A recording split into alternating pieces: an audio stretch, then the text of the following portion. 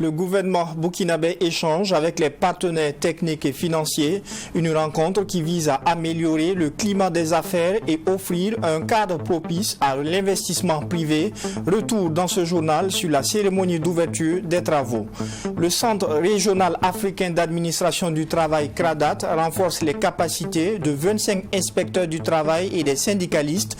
Une semaine durant, cette session de formation permettra de susciter et faciliter les réflexions sur les nouvelles formes d'organisation du travail et leur impact sur le droit du travail. En sport, il sera question de la victoire de Salitas FC sur le RCK ce dimanche au stade Issoufou Joseph Konombo. Avec cette victoire, Salitas revient à 3 points du leader, l'AS Douanes. Les Colombes prennent ainsi un bon virage pour mieux terminer la saison. Voilà pour le sommaire. Bonjour et bienvenue à ce journal. Direction la salle polyvalente du Palais de Kossiam où s'est tenue ce 17 avril la première session ordinaire du comité de pilotage du dispositif institutionnel de pilotage et du suivi de l'amélioration du climat des affaires de l'année 2023. Un dispositif dont l'objectif est d'offrir un cadre propice à l'investissement privé. Présidé par le Premier ministre Maître Apollinaire Kelem de Tambela, les participants ont au cours de ces travaux fait le point de l'état de mise en œuvre des recommandations de 2022. Le compte rendu est signé Maxime Jean-Eudes Bambara. À l'ordre du jour de cette première session ordinaire du comité de pilotage du dispositif institutionnel de pilotage et du suivi de l'amélioration du climat des affaires de l'année 2023, 3 principaux points. Il s'agit notamment de l'examen et l'adoption du projet de compte rendu et de l'état de mise en œuvre des recommandations de 2022. De l'examen et l'adoption du projet de rapport de mise en œuvre du plan de réforme 2022, ainsi que de l'examen et l'adoption du projet de plan de réforme 2023. Selon le ministre en charge du commerce Serge Poda, les réformes engagées en 2022 pour améliorer le climat des affaires ont été mises en œuvre à 50% et ce, malgré le contexte national difficile.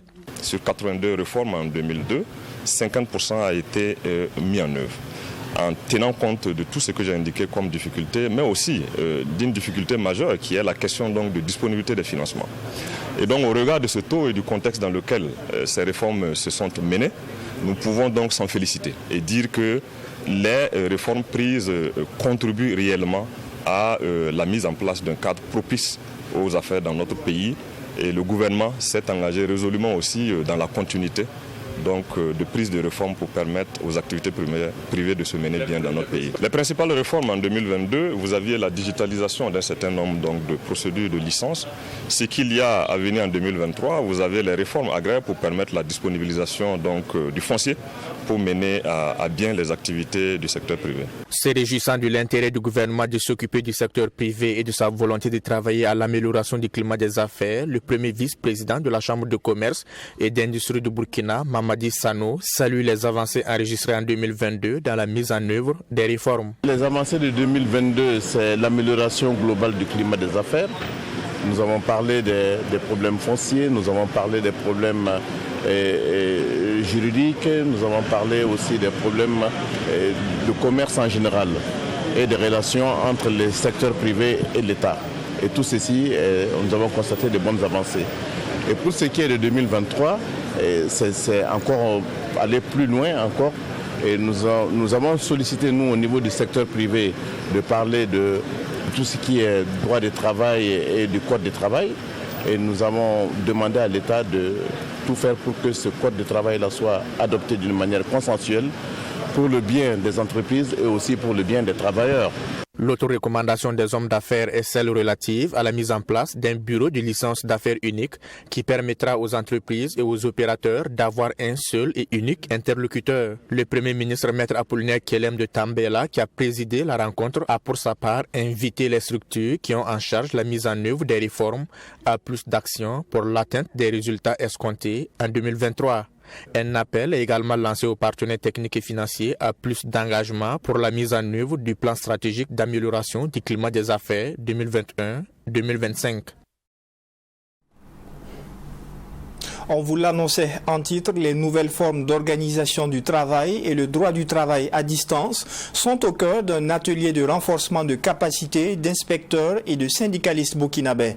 Organisé par le Centre régional africain d'administration du travail CRADAT, la cérémonie d'ouverture de cette session de formation a été présidée par le ministre en charge de la fonction publique et va s'étendre sur une semaine. Fatimata Nikiema.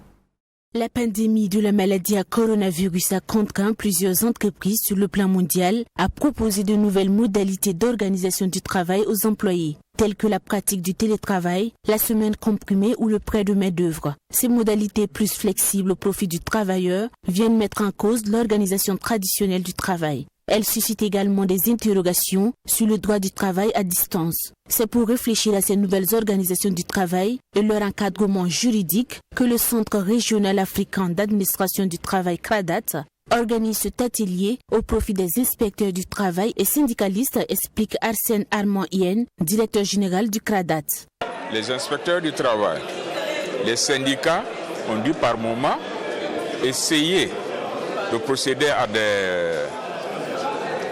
des interprétations pour pouvoir s'adapter, pour ne pas créer un dysfonctionnement au niveau des relations de travail entre employeurs, entre le patronat et les travailleurs à travers leurs syndicats et également entre l'État qui est le plus grand employeur et les partenaires sociaux et les travailleurs. L'objectif ici est de procéder à un exercice d'introspection sur les répercussions juridiques des différentes transformations pour éviter certaines incompréhensions entre employeurs et employés. Ce séminaire, qui est une première au Burkina Faso, est salué à sa juste valeur par le ministre d'État, ministre de la fonction publique Bassolma Bazié. Occasion pour lui d'énumérer quelques avantages de ces nouvelles organisations du travail. Grâce à la possibilité de travailler à distance, le temps des travailleurs est optimisé, ce qui leur permet de consacrer davantage de temps et d'énergie à réaliser les tâches qui leur sont assignées. De plus, les NFOT favorisent le travail collaboratif. Grâce à Internet, les collaborateurs peuvent travailler simultanément sur les mêmes documents digitaux. De nos jours, dans pratiquement tous les secteurs d'activité, on assiste à une digitalisation importante. Ces nouvelles organisations offrent selon lui plus de flexibilité, de liberté et un équilibre entre vie privée et vie professionnelle. Le ministre Bassolma Bazié, tout en exhortant les communicateurs et les participants au travail, ajoute qu'il sera très attentif aux résultats qui découleront de cet atelier, lesquels résultats pourraient servir de support pour formuler des recommandations pour un meilleur encadrement juridique du dispositif législatif et réglementaire du Burkina Faso. Le Conseil des ministres du 13 avril dernier a adopté un décret portant mobilisation générale et mise en garde pour donner à l'État les moyens nécessaires pour faire face à la situation sécuritaire. Dans une interview, le magistrat lieutenant-colonel François Yamiego, directeur de la justice militaire, a donné plus de détails sur cette mesure. C'était également l'un des sujets au cœur du dernier numéro du journal du dimanche soir. Bourema Yumo, membre du bureau politique national du Parti panafricain pour le salut PPS, soulève plusieurs inquiétudes sur ce décret. On découvre les différentes interventions avec Mamidriana Kamabou. Face à la situation sécuritaire, le gouvernement a adopté un décret portant mobilisation générale et mise en garde. Ce décret vise à donner à l'État tous les moyens nécessaires pour faire face à la situation sécuritaire. Pour le directeur de la justice militaire, le lieutenant-colonel François Yamiego, la prise du décret de mobilisation générale et de mise en garde est encadrée par des dispositions juridiques. Se référant donc à ce cadre normatif, je dirais que c'est un cadre constitutionnel qui donne plus de pouvoir, plus de prérogatives au gouvernement de susciter, d'organiser et d'orienter les moyens en vue de faire face à un péril, en l'espèce, pour ce qui nous concerne, le péril terroriste. Le Le décret qui vient d'être adopté en Conseil des ministres va donner un cadre juridique légal à l'ensemble des actions à mettre en œuvre pour faire face à la situation sécuritaire que vit le Burkina Faso. Ce décret va renforcer la transparence des mesures qui sont prises ou qui seront prises sous le timbre de la nécessité. Pour Bouraïma Nyumo, l'invité du JDS, journal du dimanche soir de ce 16 avril, il y a des progrès dans la lutte contre le terrorisme. Et le gouvernement n'a pas besoin de ce décret. Moi, je pense que des données que nous avons, nous n'avons pas aujourd'hui besoin de cette décision. Parce qu'il nous revient des données de terrain que nos hommes, nos FDS et les VDP sont en train de prendre le dessus avec l'appui naturellement des forces aériennes. Je ne vois pas en quoi est-ce qu'aujourd'hui l'État a besoin de faire une mobilisation générale et une mise en garde pour mieux assurer la question sécuritaire. Ce décret offre au gouvernement plus de pouvoir d'action dans la lutte contre les groupes armés et la mobilisation des personnes, des biens et des services. Selon Bouraïma Nyumo, l'application de la mobilisation générale et la mise en garde pourraient remettre en cause les libertés individuelles et collectives. Toi, Vaha et moi, nous sommes sur le plateau. Demain, on peut nous demander d'aller au front. Voilà, c'est une contrainte. Je ne suis pas à l'origine militaire. Je n'ai pas choisi d'aller au front, bien que certains vous diront qu'on est en guerre. Non, bien que on est à un niveau tel que bon, tout le monde va pouvoir participer. Une nation prépare toujours la guerre. C'est pour ça qu'on a une armée. Mais celui qui a choisi d'être gendarme ou militaire savait bien qu'il doit faire la guerre. Mais quand il n'y a pas la guerre, il fait autre chose en attendant que la guerre arrive. Donc pour moi, ce n'est pas une surprise ce qui se passe. Les militaires devaient prendre leurs responsabilités et nettoyer ça pour nous. Selon le directeur de la justice militaire, la première disposition du décret a une durée de 12 mois en vue de défendre l'intégrité, restaurer la sécurité sur l'ensemble du territoire et d'assurer la protection des populations et de leurs biens contre les menaces et les actions terroristes.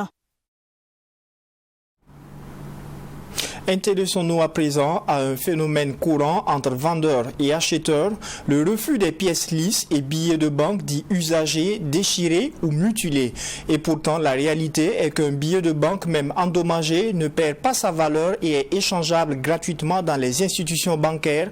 Selon la réglementation monétaire, aucun citoyen n'a le droit de refuser un billet tant qu'il n'est pas détecté comme faux et seule la BCEAO a le pouvoir de certifier la qualité d'un billet. Ce service gratuit d'échange de billets déchirés et endommagés est devenu du business pour certains ici à Ouagadougou. Immersion dans cette activité qui, bien qu'elle soit salutaire pour les usagers, demeure toutefois illégale. C'est un dossier signé Sanata Seri. Le billet de banque usagé ou déchiré est parfois source de tensions entre vendeurs et acheteurs. Cependant, il faut savoir que le refus des billets de banque sous prétexte qu'il est déchiré, usagé ou scotché est une méconnaissance de la réglementation en la matière. Il ressort de cette loi qu'aucun citoyen ne doit refuser un billet de banque sous aucun prétexte, sauf s'il est détecté comme faux. Une loi qui ignore beaucoup de personnes ici au Burkina Faso. Madi Belem est boutiquier au quartier Songnaba de la ville de Ouagadougou. Il dit refuser ses billets de banque usagés car il est difficile souvent pour lui de les faire circuler à son tour. Parce que souvent il y a des numéros qui sont déchirés et des pièces qui sont lisses. Et souvent j'ai des difficultés sur ça et je refuse de prendre ça. Souvent si je récupère ça, il y a des gens qui refusent de prendre aussi et je ne sais pas comment je vais faire avec. Donc souvent je refuse de prendre. Il y a un monsieur qui est venu me donner ça et l'argent était un peu déchiré et j'ai donné ça à quelqu'un, il est parti, il est revenu, cette billet là ne passe pas donc.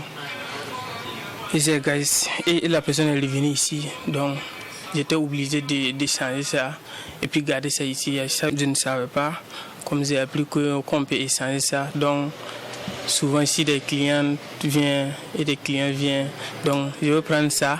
Et puis comme je sais qu'on peut échanger ça sans problème, donc moi aussi je ne vais pas refuser de prendre ça maintenant. Tout comme lui, ils sont nombreux les citoyens qui ignorent la loi monétaire. Elvis Soubaïga, lui, par contre, accepte les billets de banque usagés et pièces de monnaie lisses dans sa boutique. Pour lui, cela ne pose aucun problème du moment où il parvient à les écouler plus facilement avec les grossistes. Voilà, si on part pour payer les matériaux, là-bas maintenant on arrive à écouler les billets. Sinon les clients refusent. Et chez les grossistes, on arrive vraiment à écouler les billets. Souvent c'est énervant. Parce que c'est ce que je dis là, c'est les clients qui amènent les pièces. Même les billets, ce sont les clients qui amènent ça. Maintenant, si tu veux échanger encore contre un autre client et puis la personne refuse là, bon, nous on ne fabrique pas l'argent. C'est les clients qui amènent. Maintenant, si tu veux les donner la monnaie, mais ils refusent. Souvent, c'est pas facile. Voilà. Souvent, il y a des moments vraiment on ne s'entend pas. Toutefois, certains font recours à ceux qui échangent les billets des banques usagées contre une somme donnée. Nous nous sommes donc entretenus avec ce monsieur qui travaille dans le domaine des échanges des biens mutilés depuis 2016. Un business qui lui permet de subvenir à ses besoins et s'occuper de sa petite famille.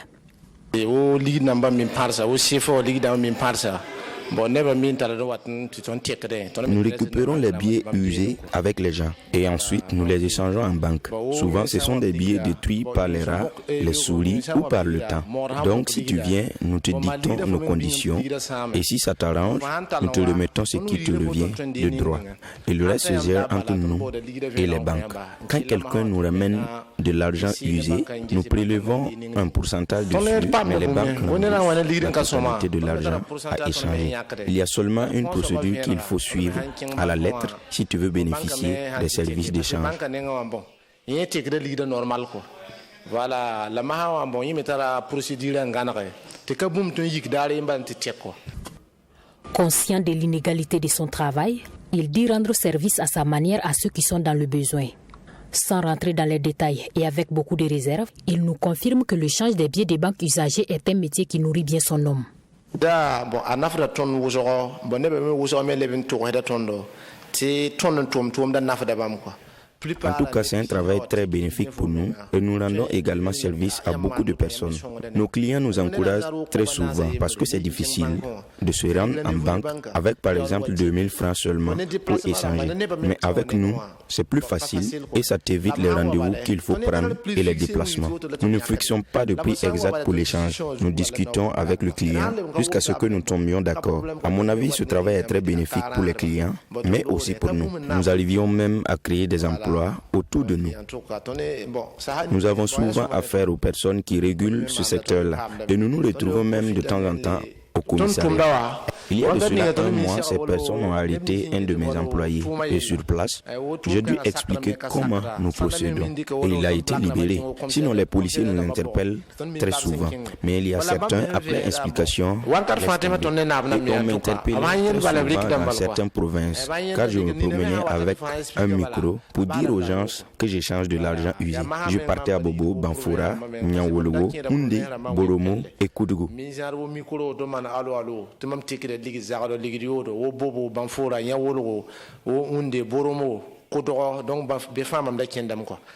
Nous nous sommes alors rendus chez Sieux Dawega, commerçant dans la cité Azimo de Ouara 2000, qui a l'habitude d'utiliser leurs services.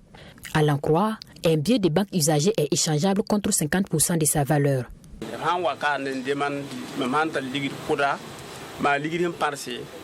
Ils viennent ici très souvent et quand ils arrivent, je leur donne mes billets de banque déchirés ou usés pour qu'ils les échangent. Et c'est en contrepartie de la moitié de l'argent. Si je donne 500, je prends 250. Et si je remets 1000 francs, je prends 500. Si je ne fais pas ça aussi, cet argent ne me servira pas. Surtout les femmes. Elles ne nous facilitent pas la tâche. Ce sont elles majoritairement qui refusent l'argent déchiré ou usé, sinon les hommes ne tiennent pas compte.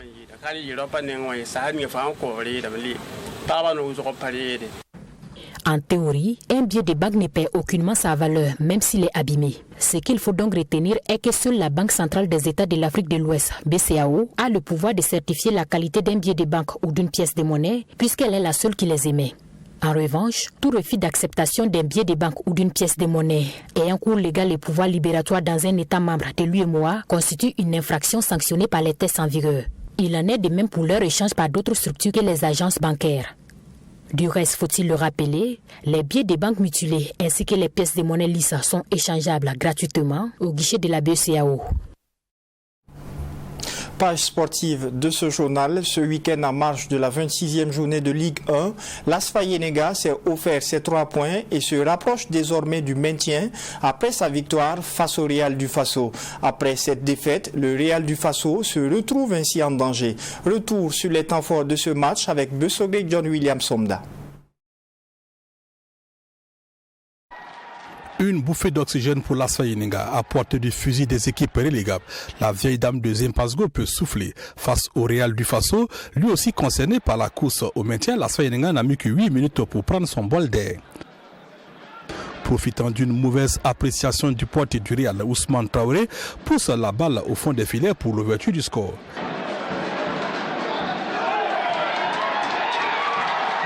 Un avantage que la vieille dame conservera jusqu'à la pause. Le retour de la période d'oxygénation, le Real du Faso pousse mais se heurte à la solidité de la défense asphasienne. Il faut le dire, l'AS Fayenega aura fait preuve d'une grande force de caractère dans cette rencontre. Bon, comme vous le dites, ça nous soulage vraiment. Alors, c'est les gars du même tableau. Alors, je pense que ces 3 points sont vraiment nécessaires. Alors, je vais dire bravo à ces garçons qui se sont vraiment battus. Alors, jouer avec des académies comme ça, c'est compliqué. Alors, vous voyez comment les gars jouent au ballon. Alors, donc le problème était de ne pas les laisser jouer au fait, de presser pour les empêcher de jouer. Même tant bien qu'on a pu le faire, mais souvent, voilà, c'est pas simple. Donc, je vais dire bravo aux garçons. Alors, ça a pu passer. Pour le Real du Faso, c'est une mauvaise opération. Le club se retrouvant dorénavant 15e et premier relégable. Vous avez vu le match, on a mieux joué que l'adversaire, mais dans ce stade de la compétition, je ne sais pas qui a bien joué, je sais qui a gagné, puisque nous sommes dans le bas du tableau, donc toutes les équipes là se valent. Maintenant, ceux qui sont plus déterminés, ceux qui ont beaucoup de chance, vous l'avez vu ce soir, c'est un but gars qu'on a encaissé. Et généralement, quand tu encaisses des buts comme ça, c'est difficile à remonter. Donc on a essayé en tout cas de remonter, on a fait des changements. On a multiplié le jeu, mais ça n'a pas marché. Et on va accepter la défaite. Malgré ce classement peu enviable, le Real du Faso peut encore se sauver. Le coach Mouni Kwanda a même déjà la recette. C'est des finales. Vous savez, on a 23 points, c'est pas évident. Ceux qui sont devant nous, et nos poursuivants immédiats, ils ont plus de 4 points. Devant nous, 3 points, c'est les faux. Mais ce qui est sûr, on va se battre. Avec cette victoire, l'AS Fayenega conforte sa 12e place au classement avec ses 28 points. Elle qui pourrait parler maintien en cas de victoire lors de la 27e journée face à l'USFA. Pour le Real du Faso, la tâche s'annonce compliquée. Il faudra remporter les 4 dernières rencontres pour s'assurer de disputer la Ligue 1 la saison prochaine. Et on termine ce journal toujours avec les échos de la 26e journée de Ligue 1. Salitas s'est imposé par le score de 2-1 face au RCK. L'équipe se rapproche ainsi du leader l'AS Douane avec seulement 3 points de différence. La fin du championnat s'annonce donc très serrée entre ces deux équipes avec la première défaite enregistrée par l'AS Douane. Les Colombes, quant à elles, sont dans un bon virage pour mieux terminer la saison. Assami Tiamtori. Les Colombes de Ouagadougou débutent cette rencontre avec une chance de se rapprocher plus du leader AS Douane calé par les stylistes. À la 10e minute de jeu, Pape Bandji, bien servi, ajuste mal sa frappe qui passe au-dessus de la barre transversale de Babayou Ressawadgo. Dans la minute qui suit, les Faucons trouvent le poteau de Paul Kagambega, le portier de Salitas, en signe de riposte. Sur ce coup franc bien tiré loin de la surface de réparation, Babayou est obligé de se déployer pour sauver sa cage. À la demi-heure de jeu, sur ce ballon de Salimba, Salif Bagaté fait une belle détente et cloue Babayou Ressawadgo. Salitas mène 1-0 et Bagaté signe du même coup son 14e but en championnat. La pause intervient avec l'avantage de Salitas. En seconde période, le match devient plus tendu. Salitas lutte pour se mettre à l'abri en se créant des occasions comme sur cette frappe. À force de pousser, les Colombes obtiennent le 2e but suite à ce magnifique geste de Pape Bandji. À 2-0, Salitas gère le match, mais dans le temps additionnel, le RCK réduit la marque. Un réveil tardif et pas assez de temps pour revenir au score. Salitas l'emporte donc et se rapproche encore plus du leader. Comme je l'ai dit, je tire d'abord mon chapeau aux joueurs et je pense que la production du jeu, la qualité du jeu ce soir, vraiment c'était satisfaisant. Voilà, donc je pense que le message aussi a passé et ils se sont défoncés. Voilà, ce soir le slogan, bon, peu importe la manière, c'était d'abord d'avoir les 3 points. Et je pense qu'ils l'ont eu. Et nous sommes à 3 longueurs maintenant du premier. Je pense que c'est encore jouable. Voilà, à 4 journées de la fin du championnat, je pense qu'on va rester concentré. Du côté du RCK, ce sont des regrets pour Seydou Sawadgo, l'entraîneur. Pour lui, le problème de finition persiste toujours au sein de son équipe. À deuxième mi-temps, on est rentré un peu difficilement dans le match aussi. C'est ça, j'ai dit, nous aussi, on a eu une autre partie. En première mi-temps, on a raté. Et en deuxième mi-temps, on est revenu difficilement. Il a fallu revenir dans la même configuration que eux, en 3-5-2, pour pouvoir vraiment le contenir et puis engager à pouvoir marquer le but. C'est ça qui nous a amené à marquer le but. Mais ce n'est pas simple. Il faut vraiment encourager les enfants par rapport à ce retour de un but là. Maintenant, on sait que c'est difficile pour la suite. Maintenant, il faut continuer à travailler. Désormais à 3 points de l'AS Douanes, Sanitas prend un bon virage donc pour la course au titre. Ainsi s'achève cette session d'information de la mi-journée. Merci de l'avoir suivi et excellent après-midi en compagnie des programmes de la télé interactive. Au revoir.